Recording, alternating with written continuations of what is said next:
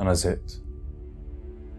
يومي بقى مكرر بشكل مش طبيعي، حتى النوم والصحيان منه بقى تقيل عليا. ما بقتش عايز أقابل الناس أو أشوف حد.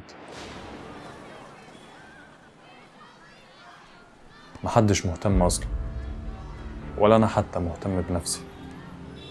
الضغط الدراسي، العاطفي، الاجتماعي،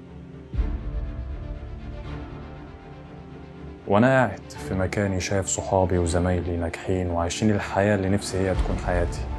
انا عندي جسم احسن منك، فلوس احسن منك، عيشه احسن منك، المفروض تسمع نصيحتي.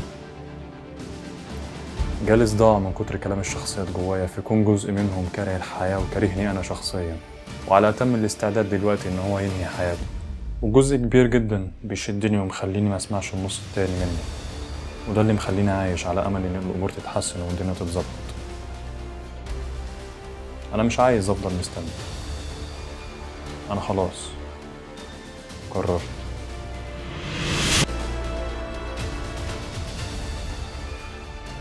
إيه بس استنى. اهدى استنى. خد نفس عميق، اسمع الحلقة دي.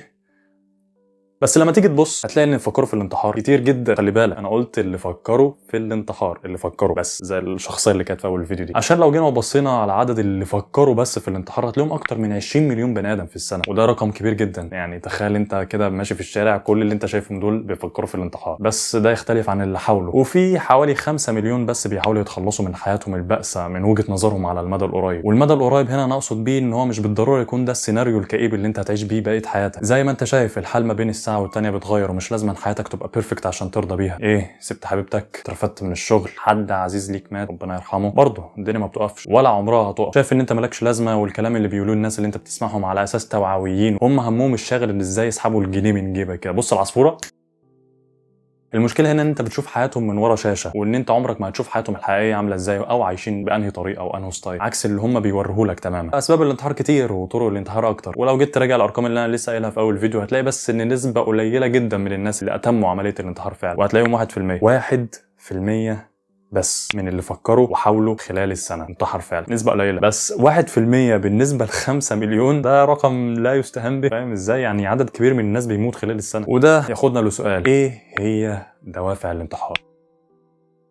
لما تيجي تبص على كوبري او مبنى بيقع، مش بتلاقي بص صباح الفل انا هقع دلوقتي، لا، اكيد في حاجات تخليك تعرف ان ده هيقع. يعني شويه شروخ بسيطه كده على شويه، فاهم، اعطال فنيه او حاجات كده تخلي الدنيا كلها تتخربط. فاهم ازاي؟ كذلك الانسان مش بيقوم كده الصبح صباح الخير صباح الفل انا هنتحر. عندك بقى نظرة المجتمع ليك واحساسك بالفشل الدائم، مع انك مش فاشل بس احساسك بالفشل، وده بياخدك لطرق مش لطيفة، ادمان بقى ويأس وحالة من الاضطرابات النفسية بقى. الميكس الخفيف ده كده بيمثل لك شخصية المنتحر اللي انا زي ما مثلتها لك في اول فيديو، شخص كئيب عديم الحياة. عايز تشوفها رجع الفيديو. بس هنيجي نبص يعني حاجة ظريفة، يعني هنلاقي مثلا في دولة زي السويد الناس بتنتحر عشان من كتر ما هي مرفهة. فاهم ازاي؟ وقال ايه، طلعوا بتحليل ان هو لا، الناس بتموت بس يا جماعة علشان ظروف المناخ بتتغير بسرعة وهم مش طايقين المناخ. يا سلام، يعني انا دلوقتي شخص انتحرت علشان نمت والجو بيشتي وصحيت لقيت الشمس طالعه والجو بديع والجو ظريف، مش سبب منطقي خالص. لا يا باشا، انت واحد عربيات عندك، فيلل عندك، جناين وفسح، خلاص يا باشا عايز بقى ايه، انتحر بقى، عايز اشوف ايه اللي بعد، فاهم، عايز اشوف ايه اللي بعده، يلا يعني استعجل بقى. الناس بتنتحر عشان مرفه يا بائس، يعني انت بتنتحر عشان مخنوق من الدنيا خلاص، غيرك بينتحر عشان مرفه. المهم دول ناس لهم ما لهم وعليهم ما عليهم. احنا هنبص على مجتمعنا العربي، واللي هتلاقي من اهم العوامل اللي بتؤدي للانتحار هي عدم الرضا ونظرتك الفاشله لنفسك لاي نجاح انت بتعمله سواء كبير او صغير بالنسبه لي. وانا مش شيخ او راجل دين عشان اخدك في الناحيه الدينيه، بس عندي اساسيات كده. واللي عايزك تعرفه ان ربنا قبل ما يخلقني ويخلقك كاتب اقدارنا دي من زمان، ومقدر ليك انت هتشوف ايه وايه اللي هتبتلى بيه. وزي ما انعم عليك بنعم كتير انت في غفله عنها، فهو برضو انعم عليك بنعمه الصبر، واللي هي بتكون متفاوته من شخص للتاني بنسبه ربنا وحده اللي حطها وعالم بيها في كل بني ادم. وده يخليك تعرف ان كل انسان ليه ساعه من التحمل ومقدره على الصبر بما ابتلي به، وهتعرف وقتها ان مفيش حد ارحم من ربنا علينا، وانه لو كان سابنا لنفسنا كان زماننا كلنا منتحرين دلوقتي. فاعرف ربنا كويس، وما تفكرش في حد سابك او حاجه فشلت فيها او من الحاجات الكتير السلبيه اللي هتقابلها في حياتك، علشان كل ده مكتوب لك ومش اي حد كاتبه، ده ربنا اللي كاتبه. وان فشلك ده وراه حاجات كتير حلوه انت مش شايف. فانت مستعجل قوي وعايز تمشي دلوقتي، اهلا وسهلا، سيب اللي مستنيك وروح ارقص مع ابو لهب على بيبي شارك. فما تقعش ورا التفكير ده واعل، واعرف انك في جبال من النعم غيرك يتمناها وارضى. ولو خلاص يعني قفلت معاك وهتروح تنتحر بعد اللي قلته ده، ما تنساش تعمل لايك سبسكرايب. تقول لي طب مين اللي هيشوف الفيديو الفيديو خلاص، ما انا رايح انتحر، اقول لك اعمل بس مالكش دعوه، وكومنت تقول لي ايه رايك. زائد ان انا سمعت ناس كده بتقول لي قلل وقت الفيديو، يعني الفيديو اللي فات كان 11 دقيقه، فيا عم خد لك فيديو ظريف كده 5 6 دقايق. ما اعرفش بصراحه هو هيكون كام دقيقه عشان لسه منتج، بس يعني هيكون قليل، يعني اقل من اللي فات. فبالشكل كده بعمل لك اللي انت عايزه واعمل لي اللي انا عايزه. وفي الختام